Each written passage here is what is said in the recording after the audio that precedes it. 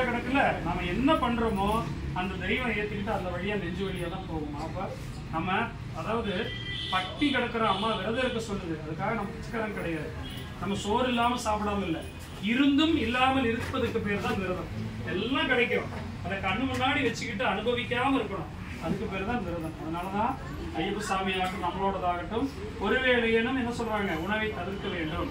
அப்பதான் பசியினுடைய கொடுமை நமக்கு தெரியும் அப்படிங்கிறதுக்காக விரதம் இருந்தால் ஒருவேளை உணவை தவிர்க்கணும், 2 நேரம் இலை போட்டு சாப்பிடணும், சிகரெட்டு பீடி போன்ற வஸ்துக்களை நாம் கொடுக்கக்கூடாது, வெத்தலைபாக்கு பீடா போடக்கூடாதுன்னு சொல்றாங்க, புலால் உணவுகளை சாப்பிடக்கூடாது. நிறைய இடங்கள்ல பார்க்குறோம், நிறைய இடங்கள்ல மாலை போட்டுட்டு பானிபூரி கடையில் போய் வாங்கி சாப்பிடுறாங்க. விரதம் தானங்க, நம்ம இருக்கிற பேர் விரதம். ஒரு 5 நாள் கண்ட்ரோலா இருக்க முடியாதா? ஒரு மாசம் நம்மளால இருக்க முடியாதா? நான் தப்பு சொல்லல, கடை வச்சிருக்கவங்க கூட இருக்கலாம், அவங்க தனிப்பட்ட முறையில் நமக்கு செய்யறது இல்லை. அதனாலதான் வீட்டில் கிடைக்கக்கூடிய எளிமையான உணவுகளை இருமுடி போட்டவர்கள் மாலை போட்டவர்கள் சாப்பிடணும்.